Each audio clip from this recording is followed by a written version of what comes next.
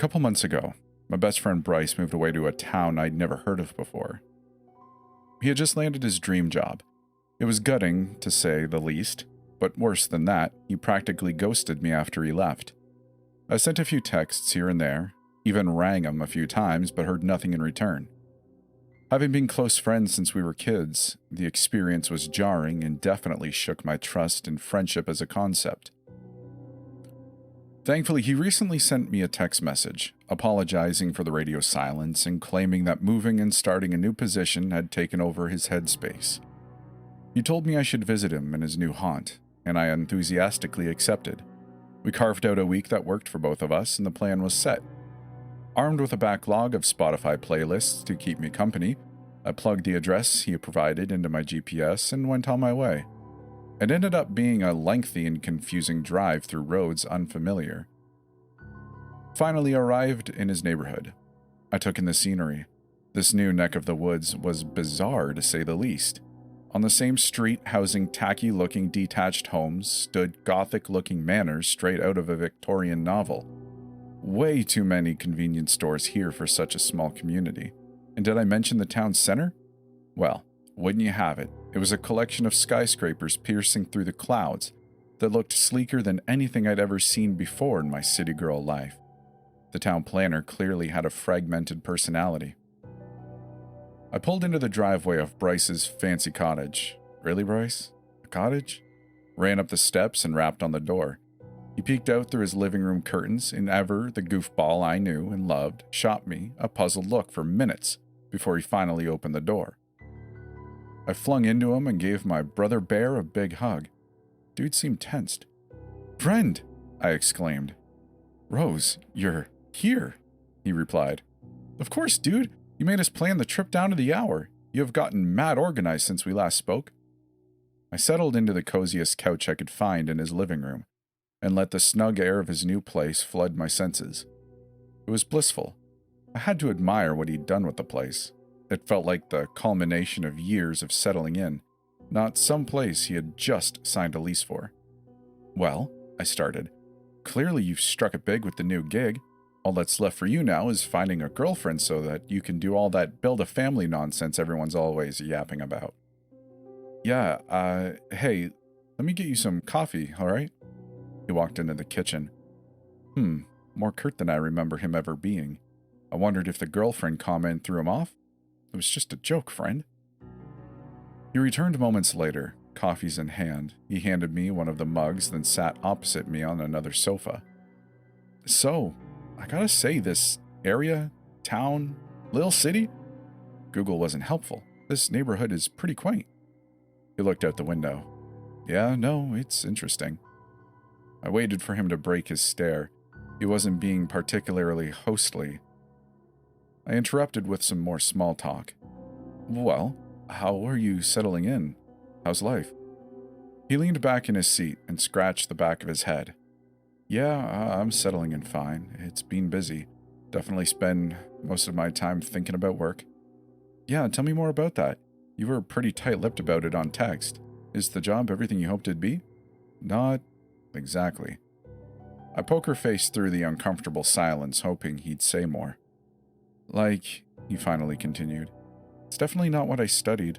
Nothing at all like what they pitched me either. It's pretty out there." "Well, what are you doing exactly?" He hesitated.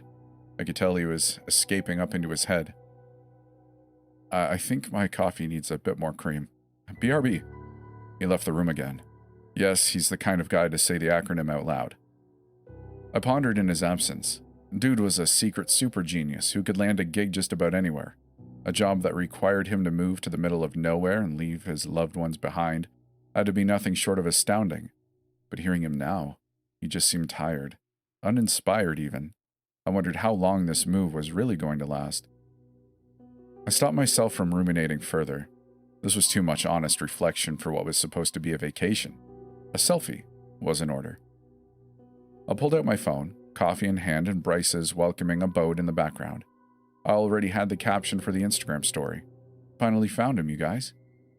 I waited for him to round the corner. He emerged. I clicked. Snap. The light flashed to immortalize a pretty derpy-looking me and Bryce, mug caught in mid-fall, with his arm outstretched, violently screaming no. Paralyzed by his yell, I turned to clock the shattered mug and liquid coffee beans spilling onto his hardwood floor. Crap. I looked up at him. Sorry, what happened? Did I just... His attention turned from me to the front door. He ran to it, checked the lock, then pulled at the door as if to test its integrity. He did the same with the balcony door, muttering to himself along the way. I'm so stupid. Of course she was going to take a picture. Why would I be so careless? I should have known. I should have known. Hey, I walked up to him. It was just a selfie, Bri. I'm sorry if I caught you off guard. He took a deep breath, then spoke in a tone that was very unbecoming of the Bryce I knew. It's my fault. I'm the moron. You always take pictures. It's what you do. And what did I do? I left you alone. Twice. I screwed us. Sorry, but you're being incredibly rude right now. Explain yourself. A stern look. We're not supposed to take photos. I raised my eyebrows. Not supposed to take photos? Of what? Your house? Anything. Anything at all in the town.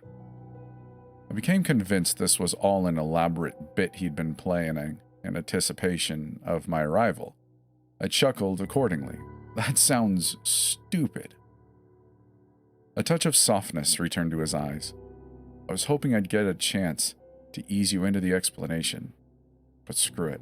There's no easy way to break this to you, is there? What on earth are you talking about? His glance returned to the living room window. He stared out for what felt like an eternity. I idled with him, secretly wondering if my friend had become a head case since I last saw him. He'd never shown signs of being particularly paranoid or volatile, but maybe something had changed since the move. The sound of soft tapping against the window wasn't immediately obvious. When I finally noticed it, I saw a silhouette in the front yard below. Someone, or rather something, was outside, stretching and reaching to try to peer into our elevated living room window. Hide behind the sofa, said Bryce. Are you for real? Do it, now. The desperation in his voice was convincing. I begrudgingly followed the orders and crouched against the end of the sofa I was just sitting on. I peeked ever so slightly to watch Bryce approach the window. There's nothing here for you, Bryce yelled at the stranger in the front yard. A beat of silence. The figure outside slowly lifted its hands, clutching a crumpled piece of paper between them, which it then pressed against the window. It was the selfie I had just taken. Instinctively, I laughed. It took a few seconds for logic to flood my brain and for me to wonder how on earth a stranger had a printout of a photo I just took. That isn't ours. No photos were taken here. The photo disappeared from view. Then the entity raised a single finger, tapping the window and pointing in my direction. No one else is here. Bryce held his ground for a moment. Then he closed the curtains. He sat beside me on the living room floor and placed a gentle hand on my shoulder. I was in denial. How is that even... Shh, Bryce interrupted. He'll be gone soon. Minutes passed, and the tapping finally subsided. Like I said, Bryce broke the silence. I was hoping we'd get a second to settle in first. How does someone even do that? Like, technologically, how the hell could someone do that with my phone? I don't get it. I'm gonna need you to calm down for a second. Bryce, what the hell is going on? With a grimace and a restless shuffle, he struggled to find the right words. So, he finally spoke. Let's rewind a bit. I moved to a new town for a job that I couldn't turn down. Right? When I got here, I knew pretty much immediately that something was very wrong. First, I thought I was renting this place, but when I arrived, there was a deed taped to the front door signed in my name. My boss for the job I hadn't even started yet stopped by after, congratulating me on the role in the new place. He told me my pay was going to be much higher than initially discussed, but that the scope of the role would also be way different. I asked him to explain what he meant, and he just said that I'd figure it out over time. He was insistent that if I did whatever he asked in a timely manner, that I'd live a safe and fulfilling life. And so for some strange reason, you then thought it'd be a great idea to text me to come here? No. I never texted you. I never texted anyone. I ignored everyone's calls, messages, everything. I didn't want anyone to get sucked up in this nonsense with me, but I guess it didn't matter anyways. Something reached out to you, pretending to be me, which means that something wants you here. I tensed up. So, I mean, we should get the hell out of here then, right? Why didn't you ever leave? Well, funny enough, I almost did, but then someone explained the ambulances to me. Ambulances? Yeah, they should be here soon. Bryce put a finger to his lips. The room went quiet for minutes until the distant roars of an ambulance reached our ears. Bryce got up and moved to the kitchen window. I followed. The siren's blare grew louder and clearer. Outside the window, we could see it approaching. It turned a corner and parked on the road only a few houses away. Then I saw it. The back door of the ambulance opened up, and out stepped a man cloaked in thick garb from head to toe. He pulled a stretcher out the back door, then another, then another. All of the stretchers had people on them, people whose heads had been completely pulverized, clumps of crimson-red flesh and cartilage where faces should have been. Once all of the stretchers had been pulled out and left on the road, the cloaked man re-entered the ambulance from the back, then closed the doors. The siren blasted again and the vehicle drove off. Bry? What the heck? What the actual hell? I am freaking out. Bryce just stared at the stretchers on the street. They were gently rolling off in different directions. "Ah, man," he said, noticing a particular demolished body on one of the stretchers. "I like that guy. We went grocery shopping together one time." "Who are those people?" "People who try to leave. That's what happens to them." "And they're just left on the street?" "Sometimes. Other times, they're brought to the incinerator or buried or chopped up or occasionally dropped off at someone's house." I was on the verge of a full-blown panic attack. Instinctively, I pulled out my phone and queued up the numbers 911. Wait, Rose, you don't want to do that. Rose, stop." His words bounced right off of me. My brain was on autopilot. My body was moving on its own now. I ran into one of the rooms, slammed the doors shut, and then leaned against it. He knocked violently. "Rose, you don't know what you're doing. Please, hang up. Please." Everything was fine. I had a half-baked plan in mind. I would call the number, then ask the operator to transfer me to a different county. The NYPD, they'd know what to do. I hit call and waited for an answer. Finally, 911, what's your emergency? "Hi," I replied. "I need to get connected to the closest police department outside this jurisdiction. Maybe New York's?" "Sure. Can you let me know what your emergency is?" Bryce pounded with even more force. "Yes, so there was an ambulance. It stopped on our street. It had bodies in it. Dead bodies on stretchers that looked like they'd been completely messed up. And then the bodies were just thrown on the street and..." "Right, and sorry, these were people who were trying to leave town?" "What? I'm sorry, could you say that again?" "Yes. Were the bodies in the stretchers people who tried to leave the area?" She said the last 6 words slowly, as if she thought I was stupid. Stunned, I tried to redirect her back to the point. "There was also a man who showed up in our yard. He had a picture of me. There's no way he could have had a picture of..." "Right. And sorry, did you take a photo before this man showed up?" What?" Bryce was seemingly ramming the door with his whole body now. I was struggling to keep it closed. "Where are you now? We can send someone to you immediately." No thanks." "Are you sure, ma'am? I promise it'll be fun." Horrified, I hung up. I released my hold on the door and it burst open, sending me tumbling backwards onto the floor. Bryce entered, looming above me in anger. "You didn't tell them where we were, did you?" I desperately shook my head. No, I didn't." He sighed in relief, as if his whole body were exhaling with him. "Thank God." He addressed me with disappointed dad intensity. "You have to stop doing that, please. If they called someone to this place, you could have gotten us killed, or even worse. I've heard stories, man. The people in this neighborhood, they talk." I stopped myself from speculating on what worse meant. "Where the hell are we, Bry?" I asked.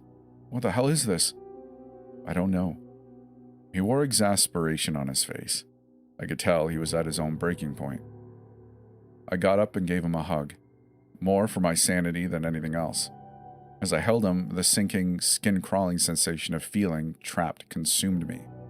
I wanted to sob, but I just couldn't. We returned to the living room and tried our best to settle in again. "I'm trying," he said, "to piece together exactly what's going on here. I have some idea of the things we should avoid doing, but still, there are lots of question marks." "Uh-huh," I said nervously. I took a quick peek outside a spotted sign. Shaped like an arrow pointing to the left, it read, "Exit this way," with a smiley face. Before I could ask more questions, I heard his phone vibrate. He checked it, then sighed. "They have another job for me," he said. "Another job?" "Yeah, a task I was hoping I could avoid for some time. Wish me luck." He went back to his room. When he emerged, he was wearing a cloak not too dissimilar to the one the ambulance driver was wearing. He left some time ago now. He gave me some clear directives before stepping out. Keep the doors locked until he's back, and try not to panic. I'll try not to overthink the second one. He also showed me a special hand signal that he'd use when he comes back.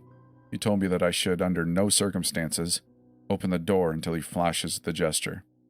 It's a good thing he told me, because only an hour after he left, it felt like he had already returned. He's standing at the door now, softly knocking while wearing a wide smile on his face. He hasn't flashed the signal yet, so I'll probably hold on letting him in.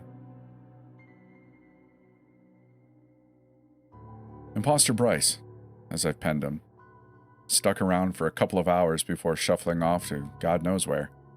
Once he was gone, I took refuge in the bedroom that looked the least worn, and tried my best to get some shut-eye. Needless to say, I slept like the opposite of a baby. Ambulance sirens sung throughout the night. Occasional sounds of shuffling in the backyard bushes rang in my ear. Struggling to fall asleep, I got up to look out the bedroom window.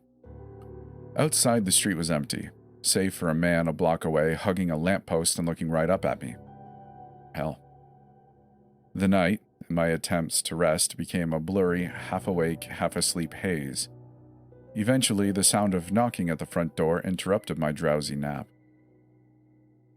I left the bedroom, approached the sound, and looked through the door's peephole, expecting some horrifying sight or nightmarish creature. It was Bryce. He was flashing the same hand signal we'd agreed upon earlier. After a minute of gearing up, I accessed the bravery needed to open the door. He entered, and to my great relief, didn't shapeshift into a warlock and rip my face off. Cool of him. He didn't say much, not even a hello. His face wore misery, and his weird, culty, snuggy outfit had splatters of blood on it.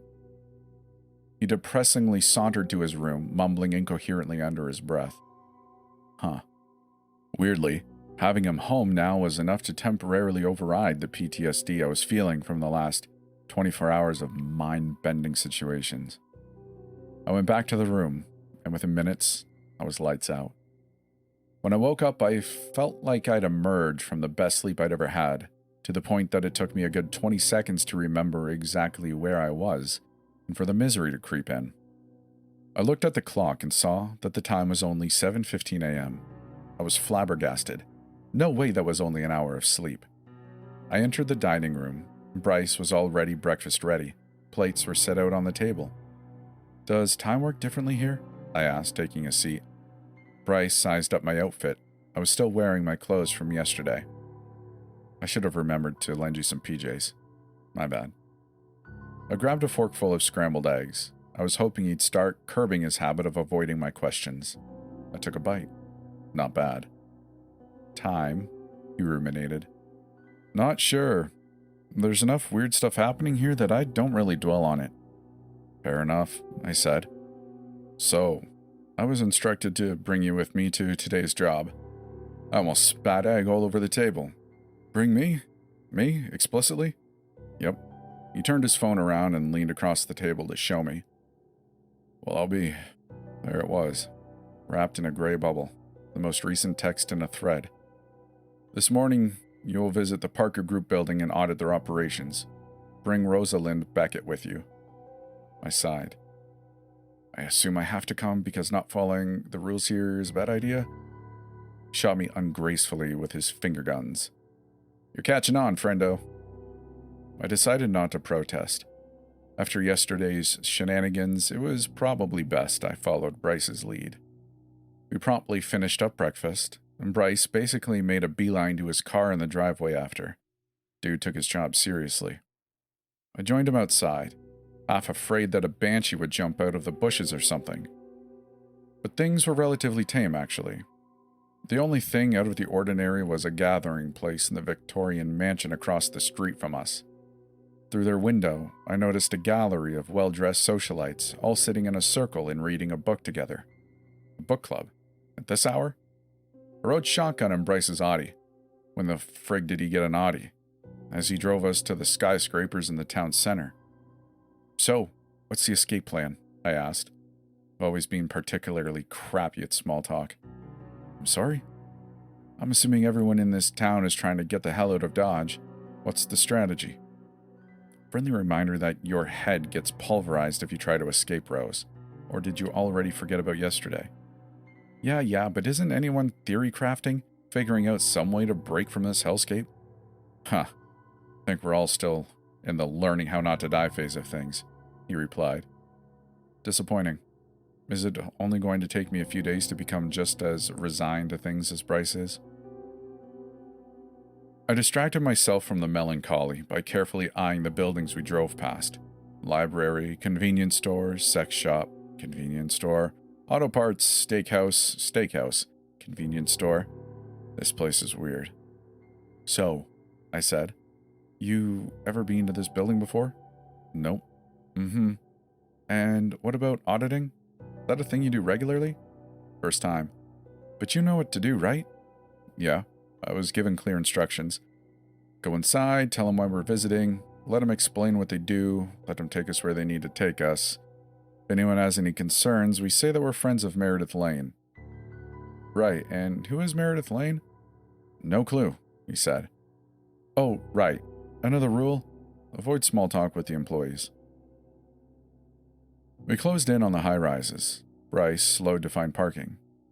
We stepped out of the car, the looming building up ahead. We walked under the protective canopy as stone pillars framed our path. I noticed groups of people lurking behind the columns, peeking their heads out, most glaring, some smiling. Bryce, I'm kind of scared. Don't worry about them. They won't do anything. Okay. We reached the entrance. The motion sensor sliding doors parted gracefully, inviting us in. We crossed into the lobby. A very sharp-dressed greeter approached us. Why, hello there, sir. And look, you brought company. Here for an audit, Bryce said briskly. Yes, of course. The folks up on 9 were expecting you. Great. We'll be on our way. Bryce, all business, walked to the elevator and pressed the button to call. He stared at a framed picture hung on the wall between the lifts. It was a portrait of a stunning luxury car. God, that is a sweet ride, he said. Ding! The elevator arrived. We slipped into the steel box, and Bryce pressed the button for the 9th floor. As it went up, I mean, this isn't too bad. You always wanted to work in a fancy tech office, right? I asked. Yeah, I guess I did. Just took getting trapped in this freaky town for that dream to pan out, huh? I laughed. A little glimmer of our buddy cop dynamic was back, albeit under non-ideal circumstances. He pulled out his phone, seemingly to check the text thread he had with his boss. All right, so, recap on the rules. If anyone asks, friends of Meredith Lane. Meredith Lane, I echoed. We'll explore, ask the folks what they do, go wherever they ask us to, we'll take notes. We won't make small talk with them. Pretty simple. Got it, I nodded. The lift trembled momentarily as it settled onto the 9th floor. Then the doors opened. We emerged onto a floor that had pretty tacky-looking decor, I have to say.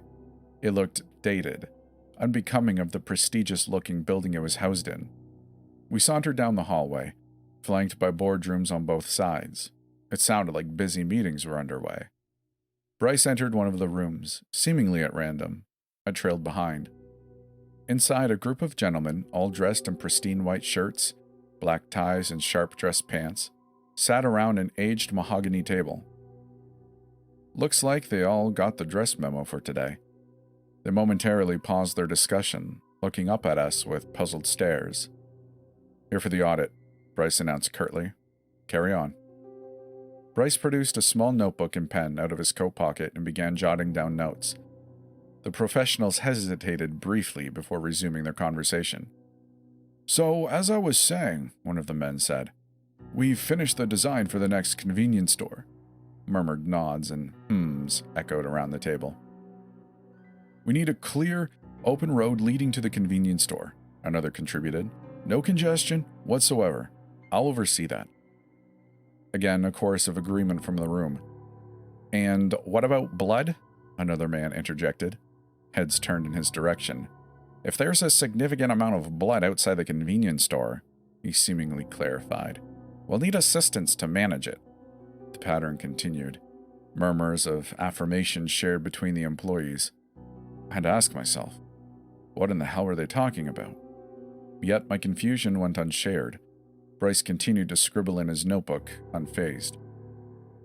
I wondered if Bryce noticed the man seated at the end of the table, blood pouring from his eyes onto his fancy shirt. The man with a disturbing smile who kept whispering incessantly, "Blood outside the convenience store. Blood inside the convenience store." Thankfully, or maybe regrettably, Bryce seemed oblivious to him.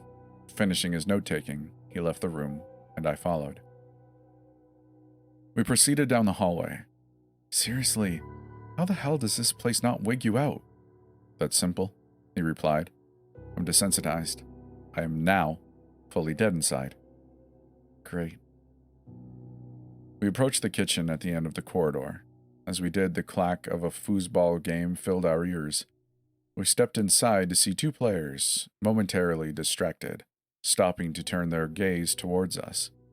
Nearby, a man pouring half and half into his coffee froze as he clocked our entrance. You're, he started. "Here for an audit," Bryce cut in. Their eyes remained fixed on us, silent and questioning. "We're friends of Meredith Lane," Bryce clarified. Slowly, the strangers chuckled, their laughter gradually escalating into a roar. "Yeah, right. Friends with Meredith Lane?" said one. "Yeah, you hate her," chimed another. "You despise her." The man with the coffee creamer tagged. "What are they on about?" I whispered out the side of my mouth to Bryce. "Don't overthink it. Nothing here makes any sense," he murmured. He stepped forward. "All right, that's enough joking around. Why don't you all tell me a bit about what you do?" After a brief silence, the coffee man was the first to speak. "I'm a firefighter, sir." "A firefighter working in a skyscraper." "Right." The woman at the foosball table spoke next. "I'm an ambulance driver." She noticed the look of fright on my face and clarified. "Don't worry, dear. I only drive." A wry smile crept up on the face of the man on the other side of the foosball table. "I'm a police officer. Occasionally a 911 operator, too." I gulped and tried my best to play it cool. I looked away, pretending I was admiring the decor in the room. Bryce, doing his part, eagerly scribbled into his notebook. He lifted his head when he was done. "Great. Anything you'd like to show us?" The foosball player officer crept closer. "Friends with Meredith Lane, hey?" "Yep," replied Bryce. "Would you like to see her?" "Sure." The officer led the way, opening a door to reveal another expansive hallway. We trailed closely behind. The trek was longer than I expected. With each step, the white walls of the building started blistering and peeling.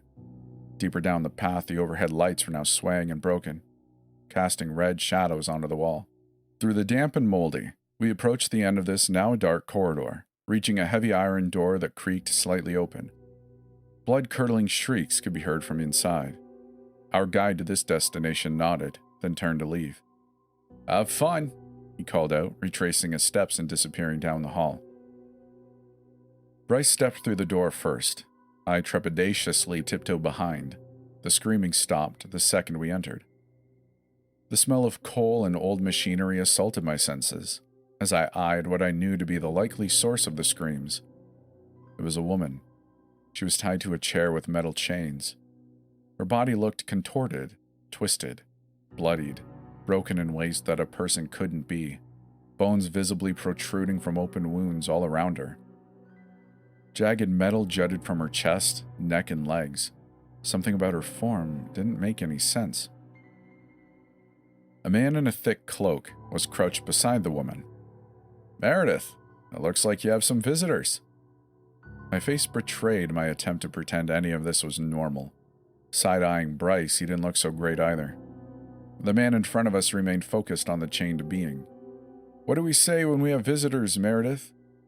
A strained, croaky, empty voice left the woman. "We say, hello," she gargled barely. Bryce pulled out his notebook. "Here for an audit. Can you explain what you do?" "Really, Bryce? Still just business about all of this?" The crouched man tilted his head to address us. "Of course. As you can see, I manage Meredith Lane. Let me demonstrate." He placed a hand on what was left of Meredith's shoulder. "Meredith, is your leg broken?" No, my leg is fine," she said, spitting blood between labored breaths. Her leg was most certainly broken. Thrice broken, in fact. The least leg-looking leg I'd ever seen. "Is your chest impaled?" he asked. "No, my chest is not impaled," she groaned. A giant piece of metal poked out from her ribs, but sure, let's gaslight the poor woman. "Is your mouth full of blood? Are you choking?" She struggled to speak again. Blood pooled as the words left her mouth. No. "And here's the best one," he said, enthusiastically turning to us before asking his final question. "Meredith, are you alive?"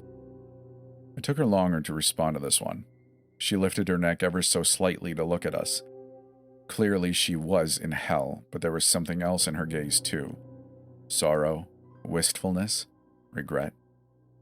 "I'm alive," she said quite lucidly. The cloaked man stood up from his crouch, exceedingly cheerful now. "Isn't that something?" he proclaimed. Bryce just scratched into the notebook. He didn't say a word. I, on the other hand, was mortified. I'd just about reached my threshold. I was seconds from puking. I softly stepped back, exiting the room through the iron door for a much-needed reprieve. Bryce didn't seem to notice, thank God. Back out in the hallway, I noticed a rather nervous-looking man pacing back and forth. After a moment, he came up to me. "How are you holding up?" he asked. I stuck to the rules. "I'm here for an audit." He looked disappointed. "Of course you are. Let me guess. No photos, no small talk, friends with Meredith Lane." "Huh?" "Nah, I wasn't falling for it." "That's right. I'm friends with Meredith Lane. That's why I'm here." I enunciated clearly, speaking slowly and thoroughly as one usually does when they're lying. He scratched his head, then turned to leave. He looked back at me once more before doing so. "You know, just once I wish I could talk to someone who found all this crap as horrifying as I do." I pursed my lips. "Screw it," he said. "I'll figure some way out of this nightmare. Talking to emotionless robots all day," he muttered, walking off. "Dang." "Wait," I called out. He stopped, then turned. "Let's talk," I said as quietly as I could. He stepped back towards me. He came with an air of nervous desperation. "Holy crap, an actual conversation?" he said. "Look, not sure how much time we have, but I have a working theory about this place that I think might piece everything together." "Spill." He leaned into my ear and whispered. He didn't want anyone else to hear this. "Sweetheart, you know you're not supposed to break the rules." He gripped my neck with one of his hands and covered my mouth with the other. "We have to follow the rules." I struggled to get away, but he was much more powerful than he looked. "Without them, we... I could feel my breath disappearing. "This is how I die, isn't it?" He squeezed down on my larynx with all of his might. What a stupid way to die. But then the pressure released. I gasped for breath as the attacker staggered backwards. I guess not. My assailant was recoiling in horror at the sight of Bryce? Emerging from the boiler room, Bryce quickly moved to support me, preventing me from collapsing to the floor. The man backpedaled to his feet and fled down the corridor. Bryce took a step as if to chase him, then hesitated and turned back to me. "Are you okay?" Bryce asked with concern. "No, not really," I said, coughing. "I'm sorry, I'm a dunce." Bryce squeezed my hand reassuringly. You're okay. You'll settle in with time. As I gathered my bearings, I heard Bryce's phone buzz again. He checked the text. Guess our job's done for today, he said. We can go home now. I didn't let go of his hand as we walked down the corridor. How'd you scare away that dude? Hey, once you've been here long enough, you find a way to maneuver the danger. We took the elevator down. Once we were in the lobby, we made a beeline for the exit. Just as we stepped through the sliding doors on the outside, I heard the greeter call from behind. Please visit us again when you get the chance, Mr. Mayor. Bryce visibly winced at the greeter's call. Mr. Mayor? I asked him. You're the mayor of this place? He shrugged it off as we walked to the car. It's just the job they gave me. We can chat more about it later. The drive home was quiet. Between Bryce's surprise role as mayor and his strange midnight job from last night, a swirl of confusion settled in my stomach. Still riding shotgun with him, I felt safer than I would have without him. But one thing was clear now, more than before. We couldn't stay here. I needed to find a way out for us. When we got home, Bryce asked for a few hours to de-stress before my barrage of questions. He spent most of it reading a gothic mystery novel on the sofa, as well as retreating into his room to do some private journaling. The evening settled in, and Bryce finally scuttled into my room. Mayor, huh? When were you planning to tell me that was what you did here? He threw his arms up in exasperation. Look, he struggled. I don't know. I'm not sure if I would ever felt comfortable mentioning it. If I'm being honest. I never chose the job. They gave it to me when I got here, and since then I've just been trying to get by. I only had one glaring question on my mind at this point. Everyone in that building said that you hated Meredith Lane? People here say stupid stuff. Literally none of that is... Bryce, just please tell me you didn't order for that poor woman to get chained and tortured like that? Bryce stared at me aghast. Do you really think I'm capable of something like that? Of course, in the moment, I told him no. But as I lay there in bed that night, the question spun around in my head. Was Bryce capable of great evil? The guy I'd known my whole life? No. The guy who's been trapped in this demented town for months now? I'm not sure. This place could ruin anyone after enough time, couldn't it? I stopped myself there and turned my brain off for the sake of some shut-eye. In the morning, I checked the clock on my bedside table. 7:15 a.m. That's twice now. I entered the dining room. Bryce had left breakfast on the table for me. Sweet of him. With it came a note. Got called in for an early job. I'm helping make candles today, whatever that means. I know it's in your DNA to be brash, but please don't do anything stupid while I'm gone. Stay home, and if for some strange reason you still decide to wander out, stay far, far, far away from the graveyard. Bad things happen the closer you get to it. I took a bite of my toast. Me? Brash? Why, I never. After finishing up the morning spread, I sauntered to the living room window and looked outside. Once again, folks were gathered inside the Victorian mansion across the street. They sat in a circle, each of them with a book in hand. This time, however, their attention was focused on a TV in the room, playing something that I couldn't quite make out from my vantage point. Someone rose to turn off the TV. Then they all looked at me in unison and smiled. What? Without missing a beat, they shifted their focus back to the books. One of the men began to read aloud while the rest followed intently. Well, one thing was for certain. I'd rather be chained up like Meredith Lane than forced to join the disturbing reading group here. I pondered what to do with my day. Surely not everything in town was preposterously dangerous. At least one of the 80 or so convenience store clerks must have had some sort of insight in how to escape, right? Wait, Bryce wasn't home again, and he had a journal. Did I dare? It would have been an invasion of privacy, sure, but, desperate times, desperate measures. Sometimes you gotta break some rules, yada yada yada. I entered his room. After a bit of scanning, I located the journal that he'd stashed in one of his drawers. I flipped to the latest entry, hoping to find something interesting. At the top of the page was yesterday's date, underneath a few bullet points lazily scribbled. What was with the portrait of the car in the Parker building yesterday? Guy who attacked Rose looked familiar? Who is Meredith Lane? Why did I kind of like seeing her get tortured? What? The third line stunned me. Felt like a bullet gone through my stomach. Suddenly, my phone vibrated sharply. A text? I pulled my phone out and read the first new message I'd received since I'd arrived here. From a number I didn't recognize, it simply read, "Be outside in 1 minute. Your job for the day is 10 bodies." You've got to be kidding me. Was this a test? Was I supposed to ignore it? Or was this a task I had to follow? Does this town really want me to kill people? A knock at the door. Then another. And another. I stashed the journal back into the drawer, now with bigger fish to fry than figuring out Bryce's inner workings. I searched my mind for a smart thing to do here and came up empty. Rudderless, I walked to the front door's peephole and checked outside.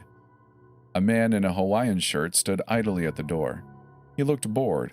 Further out, an ambulance sat parked on the street. Is he gonna kill me? As if reading my mind, he spoke up. "Not gonna kill you, newbie."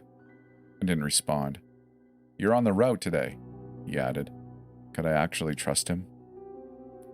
He looked at his watch. "Look, it's your life. Do what you gotta do. But bad things do happen when you turn down a job, so I'd strongly suggest..."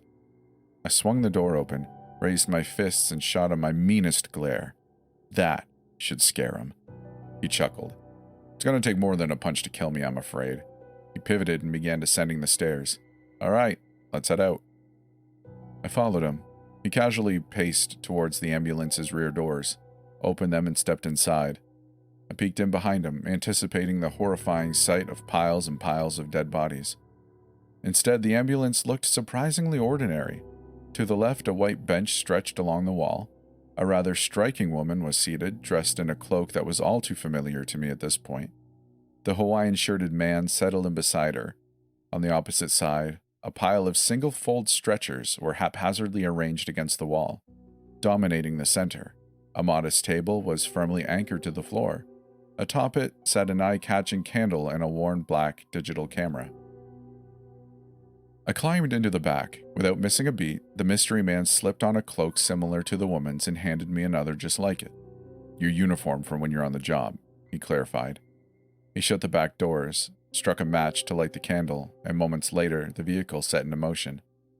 I begrudgingly put on the bulky cult outfit. Guess I'm part of the club now. Unsure of what to do next, I ran with an icebreaker. "So, is our job," I said slowly, "to, bash people's heads in or something?" The man and the woman looked at each other, eyebrows raised in shared bemusement. They started laughing. "Oh, you newcomers," the man said, wiping away a tear. "So good." "Yes," the woman tagged. "We use terrifying black magic rituals to punish all those who try to leave. And sometimes, when the black magic doesn't work, we resort to the ancient art of stick throwing." She nodded. "Never underestimate a well-aimed twig." Dorky giggles permeated their sarcastic ribbing. It was annoying. "Look, you two clearly are having a ball right now. But can you just say it plainly? You don't kill people, right?" "Right," the woman responded more seriously. "Some of us just want to get through the cursed day and go home." "Fair enough, lady." It was an interesting ambulance ride. I learned their names, Matthias and Svetlana. They were a couple, actually. I'm ashamed that I only caught on once I saw them sneak a kiss. They spent most of the ride doing some pretty nonsensical stuff. With a deck of cards, they played a demented version of Go Fish that I couldn't fully understand the rules.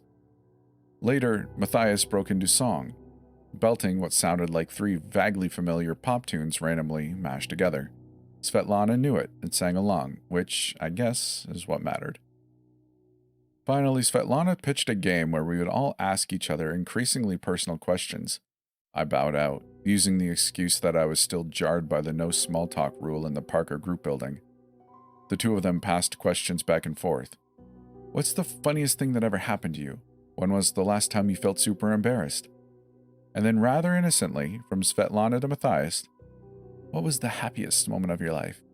He looked back at her wistfully. The day I met you.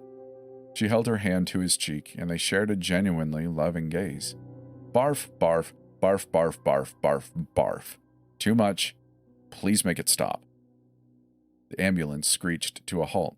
The driver called out, All right, body retrieval. Let's go. The colleagues shifted to a more somber tone. They opened the rear exit and stepped out. I followed. We had stopped at a house.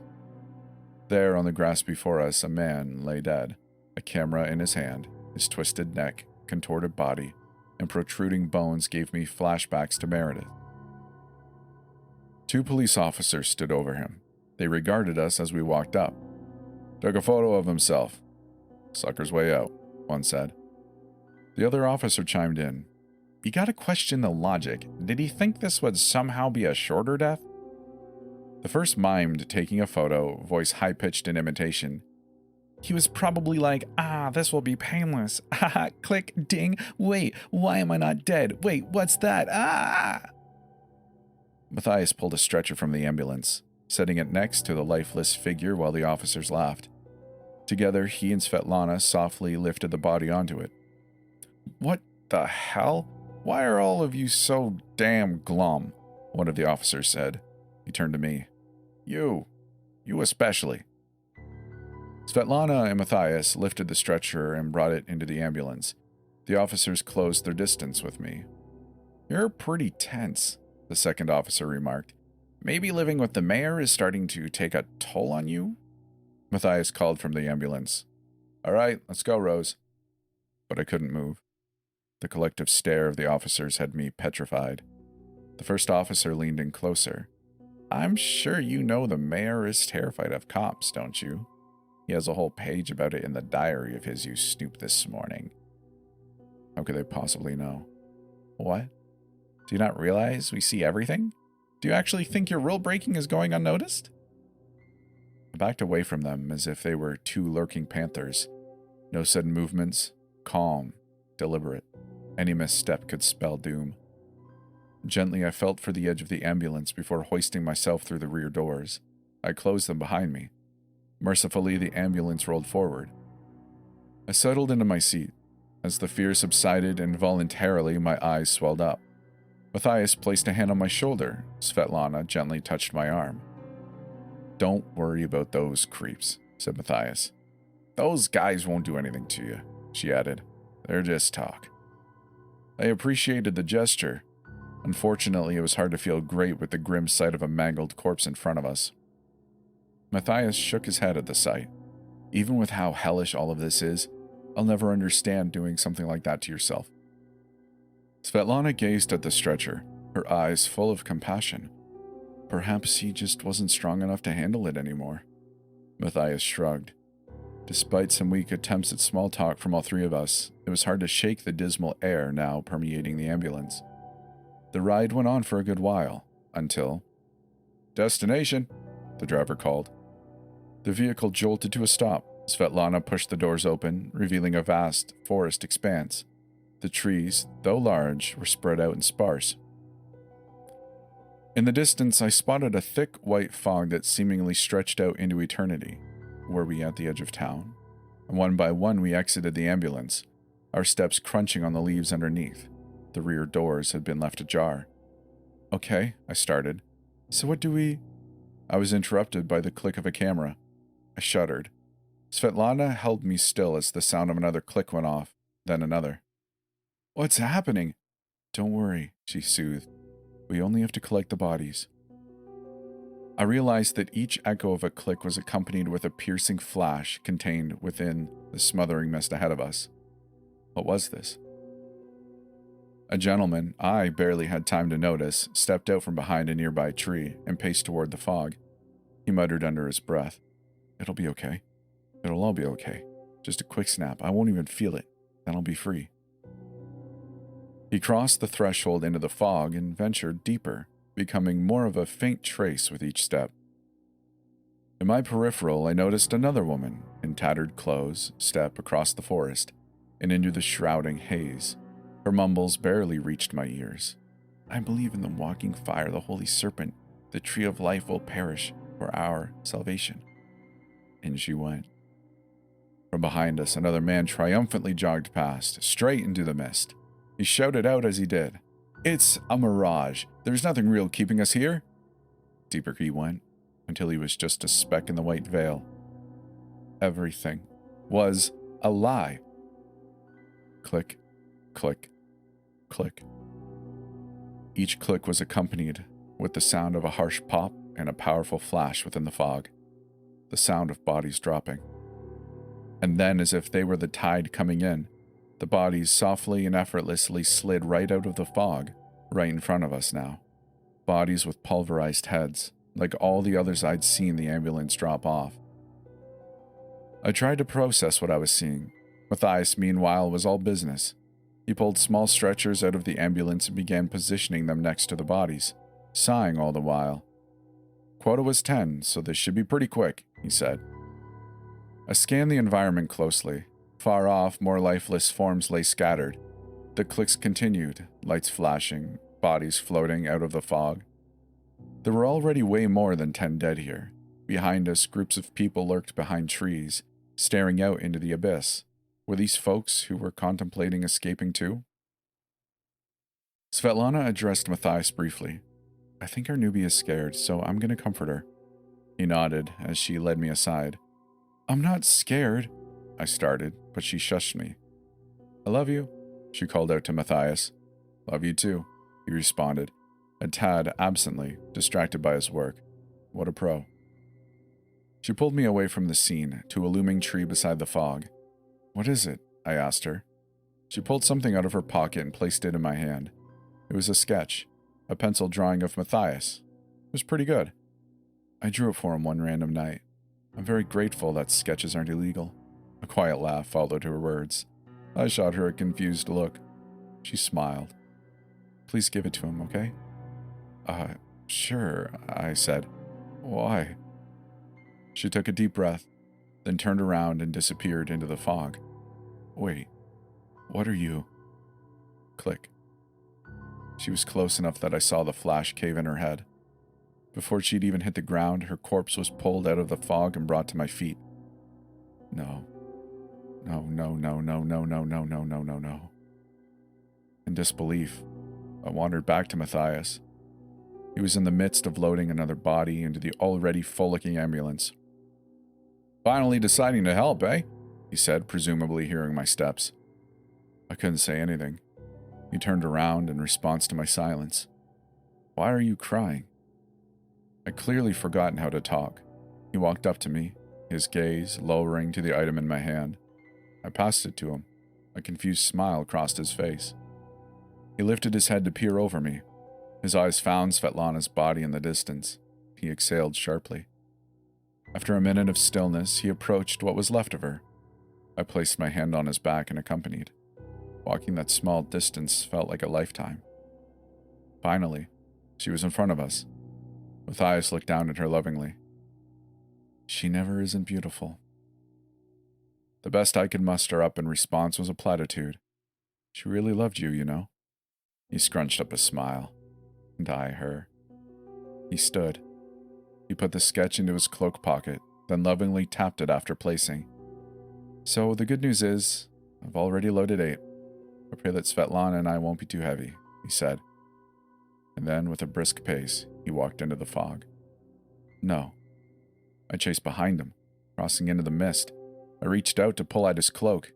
Please stop. Just wait a second. There has to be something you can do. There has to be something." Not even sure if he could hear me. Deeper still he went. Deeper still I followed. My words didn't even make any sense. What am I doing? This is insane. I extended out with all my might to pull him back. "Please, you can't just give up." Click. And he was gone. And his blood flickered onto me. I realized I was going to be next. There I was yet again, staring death in the face, whilst feeling nothing but confusion. With a violent yank, I felt something pull me out of the fog. Suddenly, the cloud of white was in front of me. I wasn't within it anymore. I turned around to see who or what might have pulled me to safety, but it was already gone. I could have sworn I heard a whisper as the force brought me out. The words, "You should be enjoying your gift." I cried in fear, in hell, and all things awful as Matthias's body appeared beside me. In the hour it took to get up and finish the shift, I wondered what the hell kind of gift this was supposed to be. It wasn't fair. Neither of them deserved this. So I did the only thing that felt right. When the text came, telling me to drop the bodies in the middle of the street, any street is fine, I refused. They deserved a proper resting place, and so I told the ambulance driver that the instructions were to take all 10 to the graveyard. He seemed surprised, but he obliged anyway. It wasn't until halfway through burying the bodies that I remembered Bryce's warning about the graveyard. Though, to be honest, nothing out of the ordinary happened. Yes, amongst a sea of hundreds of pre-dug graves and tombstones marked by the names of strangers, it was a bit weird to see mine and Bryce's name among the bunch. But besides that, it was pretty tame. The ambulance driver brought me back home. He didn't seem too stressed about the 2 crew deaths today. His logic was, it's unfortunate, but that's the way things go. When I pressed him on what he meant, he said there's a certain decency to letting things go. A decency in allowing death to be death and not fighting it. And not being the kind of person who tampers with that reality. Okay, Freud. When I got home, I remembered Bryce's unnerving journal entry and tried to muster up the sanity to finally start being afraid of him. But I just couldn't. He's harmless. I know he is. Though I will say, he's acting pretty weird right now. He's staring out the living room window at the Victorian mansion across the street. He's holding one of his mystery novels in his hand. He keeps saying, "I get it now, I get it now, I get it now," and he's starting to look a bit frenzied. I'll ask him what's going on once he calms down a bit. I went to bed shortly after getting home. Bryce and I didn't say much to each other. He was in his own little world, rambling to himself. I could hear him deteriorating in the middle of the night, his whispers becoming more fevered, more intense. It was unnerving. I woke up at 7:15 a.m. Of course I did. I left my room, not sure what to expect this time. I entered the living room to catch Bryce already waiting for me, sitting on the couch. "Where were you yesterday?" he asked. I thought carefully about my response. "They texted me with a job, ambulance duty.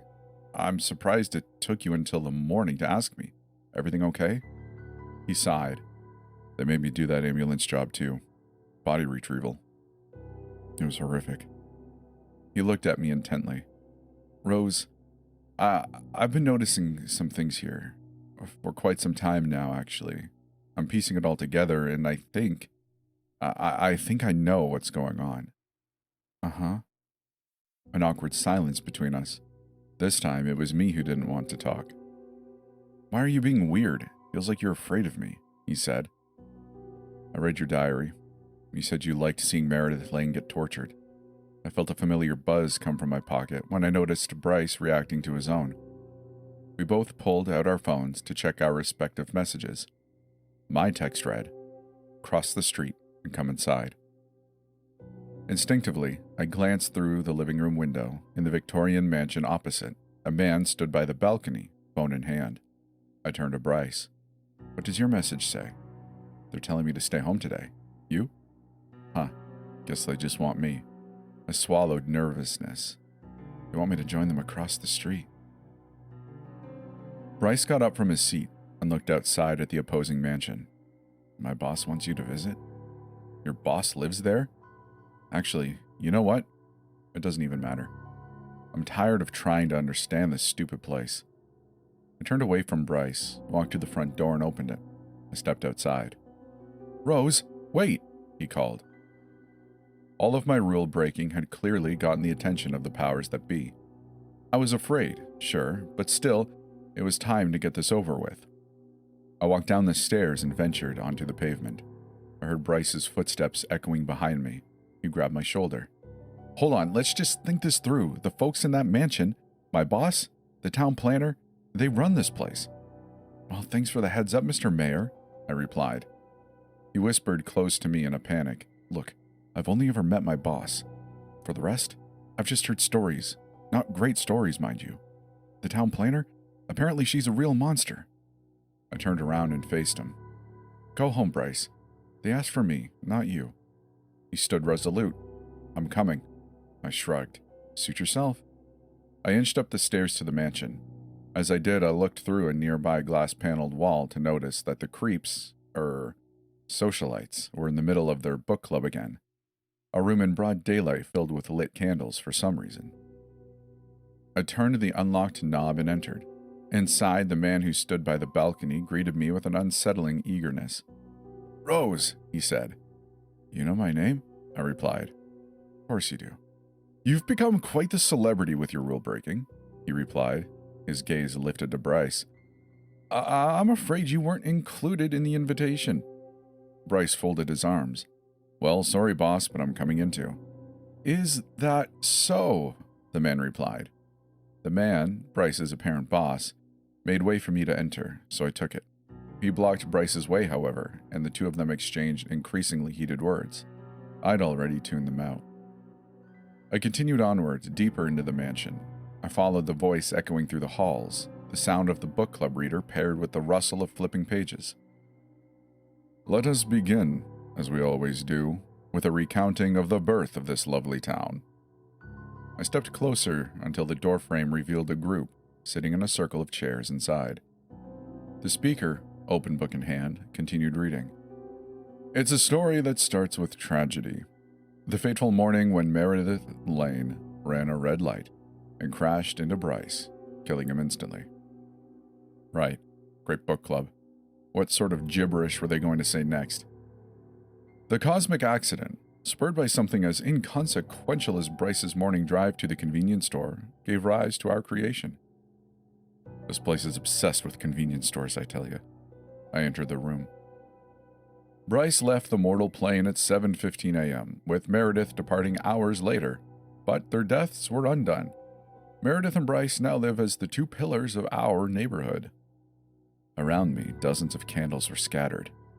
They're the two halves of a ritual that keep us tethered to the real world. A table sat in the center of the reading circle. A ritual taken upon by someone brash enough to defy reality. It bore a particularly unique candle, a Polaroid camera, and a photo just out of clear view. Brave enough to challenge the truth. I walked into the center of the circle and arrived at the table, and see through the realization of the impossible. I looked at the photo. It was a picture of Bryce, demolished in the wreckage of a car, his head completely smashed in, pulverized. And wait, why did this look familiar? She still has something she wanted to say to him. She wasn't ready to let go, so she channeled her grief and attempted ritual after ritual after ritual. I looked at the woman reading the passage. Her face was veiled by a shadowy cloak. Her voice sounded familiar. Then, suddenly, the hum of a TV. One of the readers had risen as if on cue to switch it on. The book club members lifted their heads from their laps to watch. I joined them. The static on the TV settled, then grainy footage. On screen was a woman who looked consumed with what appeared to be grief. Why was she in my room? The woman drew a pentagram on a parchment, drawing blood from a deep cut on her palm. Once she had finished the sigil's design, she lit 5 candles at its corners. The scene shifted. Now the woman had a bowl of dark water in front of her. She whispered into a raven's feather, then delicately dipped it into the water and stirred. Guide him back to me, she whispered. Return to me a Bryce that will never, ever leave my side. Then, through the static, a new scene. This time a Polaroid picture lay before her, with a distinctive candle flickering beside her. She was sobbing. Her fingers were smeared with blood. She held an obsidian knife and carved runes onto the picture while whispering a strange incantation. The TV flickered off. I stood petrified within the ring of seated strangers around me. What the hell is this? They all smiled. It's what you built, Rose. For Bryce. The cloaked woman returned her focus to the book. We're almost done with the reading. She continued with the passage. Finally, she succeeded. Securing a special photo of the deceased's body in the wreckage, she sprung forth a ritual powerful enough to return him to life. But not just his body and spirit. No. Rather, his full headspace, brought to concrete reality in the form of a town, a community where the resurrected could be surrounded by all the things that make up his mind, fragmented thought forms given solid life. Wait, how could this have even... The enchantress who brought upon the ritual would be split into two. One half of her would go on forgetting this tragedy ever occurred, and would one day be called upon to enter into this constructed paradise. The other half of her, the one knowing the grief, would be born into this town to bring it life. The reader shut her book. So did the others in the circle. The echo of steps pattering into the room. I turned to the source of the noise to see Bryce's boss, the man who had greeted us, holding an unconscious Bryce in his arms. Wait, what did you do to him? I asked. The man shook his head. Fear not, I merely subdued him. The only thing that can actually kill Bryce is the graveyard. He smiled at me. Welcome, Rose, to your creation. The room broke into applause. Of course, the man continued, placing Bryce's body gently on the floor. It wasn't a singular effort. He stepped towards the woman in the cloak, the reader, and lifted the veil from her head. She looked identical to me. I'd like to introduce you to today's very special reader, our very own town planner, he said as the clapping persisted. The architect who constructed this wonder of a community, building it using pieces of Bryce's headspace and ratifying it with rules to protect our existence. Slowly, my look-alike crept up from her chair. She limped towards me. Eventually, we were face to face. In this neighborhood, spawned from his mental landscape, she started, we've constructed everything Bryce has ever wanted. The cottage and car of his choosing. The tech office of his dreams just in reach. Convenience stores aplenty with clear roads to prevent accidents. And mansions and houses built from the same prose contained in his favorite novels. Of course, as with all great towns, contrast is required. So, we also sought to imbue this place with some of Bryce's greatest anxieties. Police officers, to start. What the hell is she talking about? Now, sure, some of the thought-form residents here might try to escape, in which case it's only fitting that their bodies end up as Bryce's did when he first departed. But the rest of them are free to live as they please. They can work, fall in love, do whatever they'd like, just as long as they follow the rules. No calls to the outside, no office chatter to theorycraft and conspire, no leaving. This town and its residents are born of Bryce's psyche. If things fragment and spill out into the outside world, the ritual will dissipate, and this place will cease to exist. Hence, why rule breakers are strewn about the street as public warnings. What are you saying? And what about no photos? I asked, shell-shocked. Where the heck does that rule come from? The town planner grabbed the Polaroid of Bryce's dead body from the table and held it in front of me. My detest for photos appeared right after the stringer first gave me the picture of Bryce's body. Photos are cruel. Bryce's death should be struck from the record, and yet, by being the core of the incantation that birthed this town, this photo will never cease to exist. She tore up the photo. Immediately, there was a duplicate of it back on the table. You brought all of this to life with your beautiful brashness, she said. But now it's time for you to follow the rules and relish what you've built. Don't let your strong-headedness cheat you out of this. You should be enjoying your gift. I did this. Through the sheer horror, I had one last question for my doppelganger. Meredith Lane, did you pluck her out of Bryce's headspace too? My other half smiled. While Bryce's subconscious would surely loathe the person who stole his life away, her current state is my creation alone. Think of it as her punishment for taking him away from us. I looked down at Bryce's unconscious body on the floor. I couldn't let go, I said. And so I brought him back into hell. I glared at the physical manifestation of my grief standing before me. Do you really think he's happy with any of this? She gazed at me tenderly.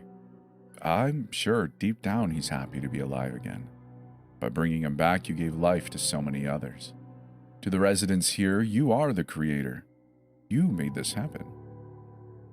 The circle of strangers beamed smiles at me. Strangers who would kill me for breaking the rules of the town I brought to life with my selfishness. You're right, I started. I made this happen. I stood over a lit candle on the table. And so, it's up to me to fix things. After all, the Lord giveth and the Lord taketh away, right? I tipped the candle to the floor. A fire spilled onto the rug and spread. Immediately I moved from windowsill to shelves to mantels, knocking candle after candle to the ground, igniting patches of fire around the room. The members closed in to stop me. I grabbed their discarded books and hurled them into the flames to speed up the spread. I picked up a final book from the floor, already partially burning, and threw it across the room into another section of the manor. The residents scattered in their desperate attempts to quell the growing blaze. Amidst the chaos, I spotted my twin. I snatched the Polaroid from the table and tackled her to the ground. She struggled against me. But you worked so hard for this, she said. I forced the camera into her hands, turning it to face her as the fires drew near. We worked so hard for this, she continued. I forced her finger onto the shutter button and held it down, the lens pointed directly at her. Click. The light flashed to illuminate my other half. She looked weary, tired, broken. I left her as the flames spread. I got up, sprinted to Bryce, and shook him until his eyes fluttered open. He was weak and barely conscious, but was able to get to his feet with my help. He leaned on me for support. We escaped to the exit, when I noticed there was something already there, a creature tapping at the front door from outside, the same silhouette from the night I'd first arrived and snapped that selfie. I opened the door. She's just down the hall, I said. The horrific entity strode past us and walked into the house. Slowly, Bryce and I descended the stairs and emerged onto the street. I held Bryce's hand as we walked down the middle of the road, stepping past the odd dead body in a stretcher. Are we getting close? I asked him. Yeah, almost there. He lifted his head to the sky. I kept noticing, he started, things from my past that shouldn't have been here. Random portraits of things I uniquely cared about.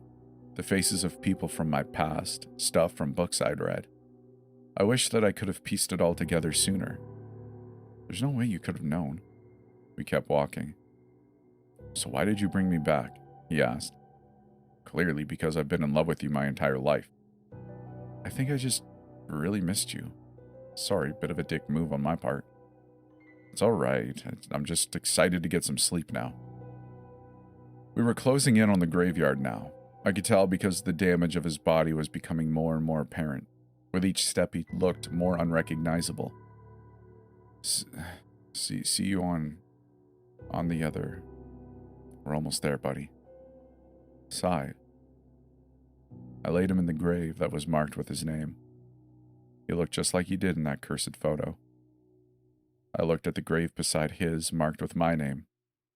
One day, when it's time, I'll come back here. But for now, it was time to go. I had one more stop. Clearly, Bryce's demise had taken its toll on the town. There were fires everywhere, residents holding each other and crying, others standing like statues in the street devoid of breath. I walked through the sliding doors of the Parker Group building, took the elevator up to the 9th floor, then walked the corridor down to Meredith's dungeon. When I entered, her keeper was already leaning against the wall, coughing up blood. He didn't notice me enter. He was promptly busy keeping himself from fading away. Meredith, I said. She lifted her leg. She lifted her head. Is your leg broken? Yeah. No, it's okay. You're safe with me. Is your leg broken? Maybe. Is there a piece of metal lodged in your chest? No, there. Meredith, it's all right. You're not supposed to be here. You and I both know this. You were in an accident. She teared up. You didn't make it. No, I'm... Meredith, listen to me very closely. You've been dead for quite some time now, haven't you? She took a while to answer me. Finally, she smiled. Yes, she said, weakly. She collapsed from the chair to the floor, chains removed, dead as she was supposed to be. I made the long journey to the edge of the now empty town. I entered an ambulance that had been parked near the forest and drove into the night. Further and further until I was deep in the fog that had killed Matthias, Svetlana, and so many before it. The mist stretched long, but eventually, I was out, back on roads familiar. And with dense forests on either side of the road, I noticed something ahead in the distance. I steered closer and caught sight of Bryce walking by the side of the road. Or, well, the version of Bryce I'd encountered on my first night in town. The happy, smiling imposter Bryce who'd shown up at the house past midnight waiting outside the door. Stranger still was who he was holding in his arms. It was me, or the town planner me, my grief-stricken half. As I took in the morbid sight of them walking in the glow of the moonlight, I realized this Bryce must have been the creation of a different ritual. Ah yes, that other ritual. The one with the feather and the bowl of water, where I wanted to manifest a Bryce who would never ever leave my side. I guess he ended up rescuing my other half from the horrible fate that befell her. Yes, her body looked mangled beyond recognition, but I could tell she was still alive. Maybe, just maybe, they'd be good for each other. As the ambulance barreled past and I made my way home, I had to admit that it was a bit unfortunate that I was driving, because I really would have liked to take a photo of them.